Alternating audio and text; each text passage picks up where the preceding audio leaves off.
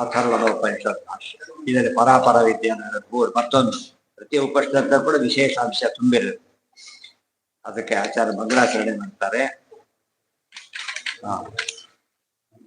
ಆನಂದಂ ಅಜರಂ ನಿತ್ಯಂ ಅಜಮಕ್ಷರಮಚ್ಯುತಂ ಅನಂತ ಶಕ್ತಿಂ ಸರ್ವಜ್ಞಂ ನಮಸ್ಯೆ ಪುರುಷೋತ್ತಮಂ. ಪುರುಷೋತ್ತಮಂ ನಮಸ್ಯೆ ಮುಖ್ಯಾನ್ವಯ. ಪುರುಷೋತ್ತಮ ನಮಸ್ಕಾರ ಮಾಡ್ತೇನೆ. ಪುರುಷೋತ್ತಮ ಹೇಗಿದ್ದಾನೆ?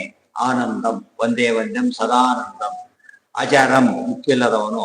ಅಜರಾಮರಣ ಸಕಲಾರ್ತಿಹರ ಎಲ್ಲ ಉಪನಿಷತ್ತಿನ ಮಾತುಗಳು ಗೊತ್ತಾಯ್ತಾ? ಸಕಲಾರ್ತಿಹರ. ನಿತ್ಯಂ ನಿತ್ಯೋ ನಿತ್ಯಾನಾಂ ಚೇತನಸ್ಥೇತನಾನಾಂ. ಅಜಂ ಹುಟ್ಟಿಲ್ಲದವನು. ಅಕ್ಷರಂ ನಾಶ ಇಲ್ಲದವನು. ಅಚ್ಯುತಂ ಚ್ಯುತಿ ಇಲ್ಲದವನು. ಅನಂತ ಶಕ್ತಿ ಪರಶಕ್ತಿ ಅನಂತ ಗುಣ ಪರಮಃ. ಅನಂತ ಶಕ್ತಿ ಸರ್ವಜ್ಞ. ಏನಿದೆ? ಅಕ್ಷರಂ ಅಕ್ಷಯ. ಇದು ಪಾಠ ಅಕ್ಷರ ಪಾಠ ಇದೆ, ಅಕ್ಷಯ ಪಾಠ ಎರಡು ಸರಿ. ಅಕ್ಷರಂ ಅಚ್ಯುತಂ ಅಕ್ಷಯಂ ಅಚ್ಯುತಂ. ಅಕ್ಷರ ಅಕ್ಷಯಗಳು ಒಂದೇ ಪಾಠಾಂತರ ಅಷ್ಟೇ. ಎರಡು ಅಕ್ಷರ ಆದ್ರೂ ನಾಶ, ಅಕ್ಷಯ ಆದ್ರೂ ನಾಶ. ಅಚ್ಯುತಗೆ ಅದು ಅರ್ಥ ಬೇರೆ. ಗುಣತಃ ಚ್ಯುತ. ದುಡ್ಡಿದೆ, ತುಪ್ಪ ಕಳ್ಕೊಂಡ್ಬಿಟ್ಟು ಚ್ಯುತಿ ಬಂದ್ಬಿಡ್ತಾವ. ಅಧಿಕಾರದಲ್ಲಿದ್ದ ಡಿಸ್ಮಿಸ್ ಆಗಿಬಿಟ್ಟ. ಇವೆಲ್ಲ ಚ್ಯುತಿ. ಮತ್ತೆ ಚ್ಯುತಿ ಬೇರೆ, ಅದು ಬೇರೆ. ಒಂದು ವಿಧ ಈಗ ಅದೇ ಕಡಿಮೆ ಆಗ್ತಾ ಹೋಗ್ತು. ಅದೇನದು? ಅದು ಕ್ಷಯ ಕ್ಷರತ್ವ ಅವ್ರಿಗಿಲ್ಲ, ಅದು ಬೇರೆ. ಎರಡರ ವ್ಯತ್ಯಾಸ. ಅನ್ನ ಬಡಿಸ್ತಾ ಹೋದ ಅನ್ನದ ಆಸೆ ಏನಾಗ್ತಾ ಬರುತ್ತೆ? ಕಡಿಮೆ ಆಗ್ತಾ ಬರುತ್ತೆ. ಇದು ಬೇರೆ. ಕ್ಷಯ ಆಗೋದು ಅಂತೇಳಿ ಕನಿಷ್ಠಾನೇ ನಾಶವಾದ. ಮನೋ ಅನಂತ ಶಕ್ತಿಂ ಸರ್ವಜ್ಞಂ ನಮಸ್ಸೇ ಪುರುಷೋತ್ತಮಂ. ಇದು ಯಾಕೆ ಮಾಡಿದ್ರು ಅಂದ್ರೆ ಉಪನಿಷತ್ ಇಷ್ಟೆಲ್ಲ ವಿಷಯ ಬರುತ್ತೆ ಅಂತ ಅರ್ಥ. ಕಂಟೆಂಟ್ಸ್ ಬರೋ ಹಾಗೆ ಮಂಗಳಾಚರಣೆ ಬರ್ತಾರೆ. ಆನಂದಂ ಅಜರಂ ನಿತ್ಯಂ ಅಜಂ ಅಕ್ಷರಂ ಅಚ್ಯುತಂ ಅನಂತ ಶಕ್ತಿಂ ಸರ್ವಜ್ಞಂ ನಮಸ್ಸೇ ಪುರುಷೋತ್ತಮ. ನಮಸ್ಸೇ ಋಷಿಮಂಡಲ ಮಧ್ಯಸ್ಥಾಃ ಪೂರ್ಣಬೋಧವತಾಂಗಾಃ ವೈಷ್ಣವಾ ವಿಷ್ಣುಹೃದಯಾಃ ತಾನ್ ನಮಸ್ಸೇ ಗುರುನ್ ಮಮ. ನಮಸ್ಸೇ. ಯಾರು ನಮಸ್ತೆ ಗುರುನ್, ನಮಸ್ತೆ ಕೊಡೋದಿಲ್ಲ ಅವರಿಗೆ.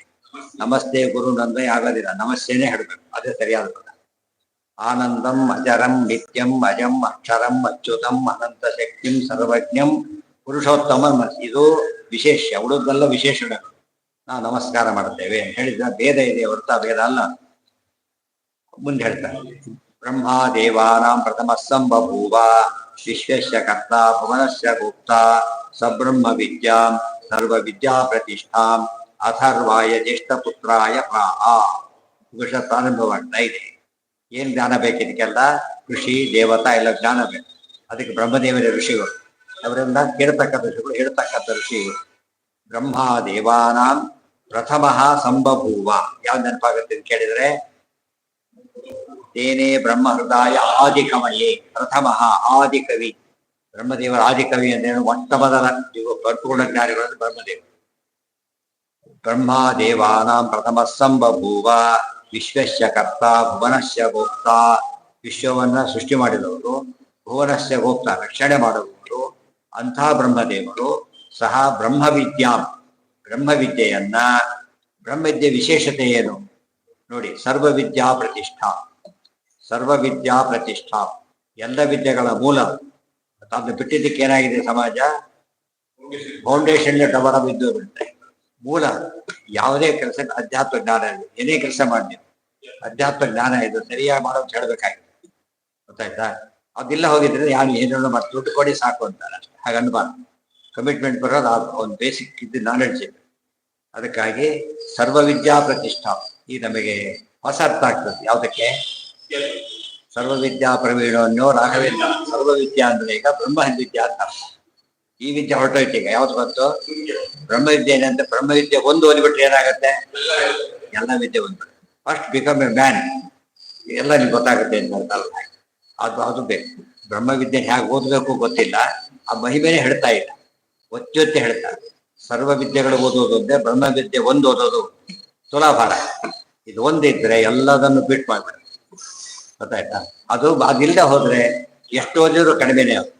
ಇವತ್ತು ಇಷ್ಟು ಕಾಲ ಕೆಟ್ಟೋಗಿದ್ರು ಕೂಡ ಶಾಸ್ತ್ರ ಓದೋರು ಕಂಡ ತಕ್ಷಣ ಜನ ನಮಸ್ಕಾರ ಮಾಡ್ಕೊತ ಬಂದೋಗ್ಬಿಟ್ಟಿದೆ ಅನ್ನೋ ಇಲ್ಲಿ ಏನಿದೆ ಅವರಿಗೆ ಆಶ್ಚರ್ಯ. ಒಬ್ಬ ದೊಡ್ಡ ಡಾಕ್ಟರ್ ಎಲ್ಲ ನಮಸ್ಕಾರ ಮಾಡೋದು. ಇಂಜಿನಿಯರ್ ಇದ್ದಾನೆ, ಅವರು ಕೆಲಸದ ಮಾತ್ರ ಬರ್ತಾರೆ, ವ್ಯವಸ್ಥೆ ಮಾಡೋದಿಲ್ಲ. ಅದು ಇದು ಬಂದಿಲ್ಲ. ಆದ್ರೆ ಯಾರೇ ಬಂದ್ರು ಕೂಡ ತಗ್ತಾರೆ, ಎಷ್ಟು ವಯಸ್ಸಾಗಿದ್ದು ಕೂಡ ಮಾಡ್ತಾರೆ. ಆ ಹಿಂದೆ ಏನಿದೆ ಅದರಲ್ಲಿ ಈ ಜ್ಞಾನ ಇದೆ. ಬ್ರಹ್ಮವಿದ್ಯೆ ತಿಳ್ಕೊಂಡು ಏನು ಗೊತ್ತಿರುತ್ತೆ ಅಂದ್ರೆ ಎಲ್ಲದನ್ನು ಗೈಡ್ ಮಾಡೋ ಶಕ್ತಿ ಇರುತ್ತೆ. ಅದಕ್ಕೆ ವಾದಿರಾಜ ಸ್ವಾಮಿಗಳ ಸ್ತೋತ್ರ, ವಾಯುಸ್ಥಿತಿ ಬಿಟ್ಬಿಡಿ ಹೈಯೆಸ್ಟ್. ಆಮೇಲೆ ಇದೆಲ್ಲ ಸ್ತೋತ್ರ ಫಲಶ್ರುತಿ ಯಾತಕ್ಕೆ ಹೇಳ್ತಾರೆ ಅಂದ್ರೆ ಇಟ್ಟಿದ್ರೆ ಸಿಗುತ್ತೆ ಅಂತ ಹೇಳ್ತಾರೆ. ಬೇರೆ ಕಡೆ ಹೇಳಿದ್ರೆ ಡಾಕ್ಟರ್ ಇಲ್ಲಿ ಹಾಕ್ಬಿಟ್ಟು ಮನೆ ಕಟ್ಟಡ ಪ್ಲಾನ್ ಮಾಡಿ ಕೊಡಲಾಗುತ್ತದೆ, ಹಾಕೋದಿಲ್ಲ. ಯಾಕಂದ್ರೆ ಅವ್ರಿಗೆ ಸಣ್ಣ ವಿಷಯ ಅಲ್ಲ ಅದು. ಇಲ್ಲಿ ಹಾಗೆ ಎಲ್ಲದಕ್ಕೂ ಮೂಲವಿದ್ಯೆ. ಸರ್ವವಿದ್ಯಾ ಪ್ರತಿಷ್ಠಾ ಪದ ಓದಬೇಕಾದ್ರೆ ಅಥರ್ವಾಯ. ಅದಕ್ಕೆ ಅವ್ರು ಕೇಳಿದ್ರು, ಯಾವ ಒಂದು ತಿಳ್ಕೊಂಡ್ರೆ ಎಲ್ಲ ತಿಳ್ಕೊಂಡಾಗ ತಿಳ್ಕೊಂಬಿಟ್ಟಿ ಅಂತ ಕೇಳಿದ್ರಲ್ಲ. ಈಗ ಇದೆಲ್ಲ ಒಂದಕ್ಕೊಂದು ಎಷ್ಟು ಸಂಬಂಧ ಇದೆ, ತತ್ವ ಸಮನ್ವಯ ಅಂತ ತಿಳಿದ್ರು. ಅಥರ್ವಾಯ ಜ್ಯೇಷ್ಠ ಪುತ್ರಾಯ ಪ್ರಾಹ, ತಮ್ಮ ಹಿರಿಯ ಮಗನಾದ ಅಥರ್ವನಿಗೆ ಹೇಳಿದರು ಅಂತ ಹೇಳಿದ್ರು. ಇಲ್ಲಿ ಸಮಸ್ಯೆ ಶುರುವಾಗಿದೆ. ಹಿರಿಯ ಮಗ ಆಕ್ಚುಲಿ ಬ್ರಹ್ಮದೇವರಿಗೆ ಯಾರು? ಎರಡು ಶೇಷರುದ್ದರು ಹಿರಿಯ ಮಗ, ಇವರಲ್ಲ. ಈ ಪದ ಬಂತು, ಯಾರ ಅರ್ಥ ಸುಮ್ಮನೆ ಹೇಳ್ಕೊಂಡು ಹೋಗ್ತಿರ್ತಾರೆ. ಯಾಕಂದ್ರೆ ಇದಕ್ಕೆ ಅವ್ರ ಬದ್ಧತೆ ಇಲ್ಲ ಅವರಿಗೆ. ಆಚಾರ್ಯ ಬರೀತಾರೆ ಅದಕ್ಕೆಲ್ಲ. ಬ್ರಹ್ಮಾದೇವಾನಾಂ ಬ್ರಹ್ಮಸ್ಸಂಬಭೂವ ವಿಶ್ವಸ್ಯ ಕರ್ತ ಭುವನಸ್ಯ ಭೋಕ್ತಾ ಸಬ್ರಹ್ಮ ವಿದ್ಯಾ ಸರ್ವ ವಿದ್ಯಾ ಪ್ರತಿಷ್ಠಾ ಅಥರ್ವಾಯ ಜ್ಯೇಷ್ಠ ಪುತ್ರಾಯ ಪ್ರಾಹ. ವಕ್ರಾನುಕೂಲ್ಯ ಶ್ರೋತ್ರಾನುಕೂಲ್ಯ. ತಂದೆ ಮಗನಿಗೆ ಹೇಳ್ತಾನೆ ಅಂದ ಮೇಲೆ ಸತ್ಯವನ್ನೇ ಹೇಳ್ತಾನೆ. ಕಂಡವ್ರ ಮುಂದೆ ಸುಳ್ಳು ಹೇಳ್ಬೋದು, ಮಗನ ಮುಂದೆ ಸುಳ್ಳು ಹೇಳೋದಿಲ್ಲ. ಆದ್ರಿಂದ ಅದು ವಕ್ತೃ, ಇದು ಶ್ರೋತೃ. ಜ್ಯೇಷ್ಠ ಪುತ್ರಾಯ, ಬ್ರಹ್ಮದೇವರಿಗೆ ಹೇಳೋ ಕೆಪಾಸಿಟಿ ಎಷ್ಟಿದೆ ಅಂದ್ರೆ ದೇವಾನಾಂ ಪ್ರಥಮ ವಕ್ರಾನುಕೂಲ್ಯ ಬಂತು. ಪುತ್ರನಾದ್ರಿಂದ ಜ್ಯೇಷ್ಠ ಪುತ್ರನಾದ್ರಿಂದ ಅದರಲ್ಲೂ ಕೂಡ ಜ್ಯೇಷ್ಠ ಪುತ್ರನ ಇನ್ನೂ ವಿಶೇಷವಾಗಿ ಬಂತು. ಹಿರಿಯ ಮಗ ತಂದೆಗೆ ಈಕ್ವಲ್ ಇದ್ದಾಗ ಅಷ್ಟರ ಮಟ್ಟಿಗೆ ಇದು ಆಪ್ಷನ್ಸ್ ಇವ್ರದೇ ಗೈಡೆನ್ಸ್ ಬೇಕು. ಅದಕ್ಕಾಗಿ ಭೀಮಸೇನ ದೇವರಲ್ಲಿ ಧರ್ಮರಾಜೆ ಯಾತ ಗೌರವ ಕೊಡ್ತಿದ್ರು, ಆ ಸ್ಥಾನಕ್ಕೆ ಮಹತ್ವ ಇದೆ. ಅದು ಕೇಳ್ತೀವಿ, ಕೊಡ್ತಾ ಇದ್ರು. ಹಿರಿಯ ಮಗ, ಅದಕ್ಕೆ ಭಾಷ್ಯ ಬರೀತಿರಲ್ಲ ಆಚಾರ್ಯ ಹಾಗೆ ಅಂತ ಹೇಳ್ತಾರೆ. ಈಗ ಅದು ತಪ್ಪಿದೆ ತಿದ್ಕೊಳ್ಳಿ ಅಂತ ಹೇಳಿಲ್ಲ, ಹೀಗಿದೆ ನೋಡಿ ಅಂತ ಹೇಳ್ತಾರೆ.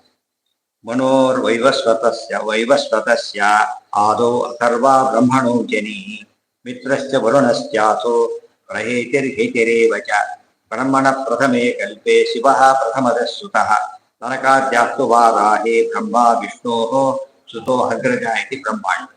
ಹೌದು, ಇವರು ಅಗ್ರಜರೇ. ಒಂದು ಮನ್ವಂತರದಲ್ಲಿ ಇವರು ಮೊದಲು ಹುಟ್ಟಿದ್ರು. ವಯಸ್ಸುತ ಮನ್ವಂತರದಲ್ಲಿ ಮೊದಲು ಹುಟ್ಟಿದವರು ಯಾರು? ಅಥರ್ವ. ಇಡೀ ಸೃಷ್ಟಿಯಲ್ಲಿ ಮೊದಲು ಹುಟ್ಟಿದವರು ಯಾರು? ಅರುಣದೇವರಾದ್ಮೇಲೆ ಗರುಡಶೇಷರುದ್ರದೇವರು.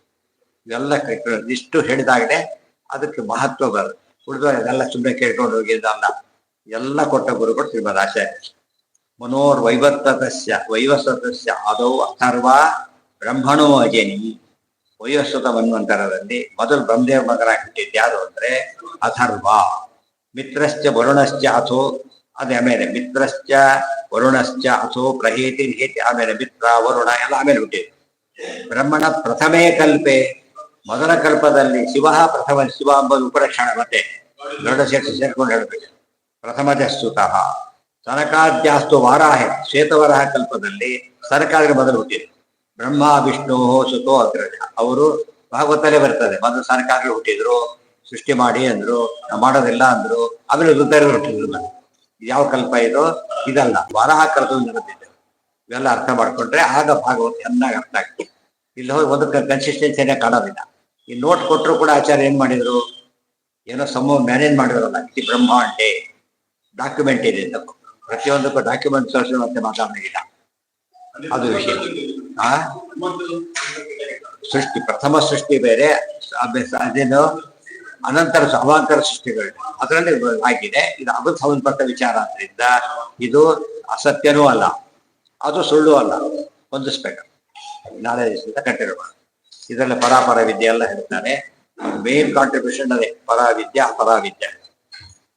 ಸರ್ವೇಂದ್ರಿಯ ಪ್ರೇರಕೇನ ಶ್ರೀ ಪ್ರಾಣಪತಿನೇ ದೀಯತಾಂ ಕಮಲಾಲಯ.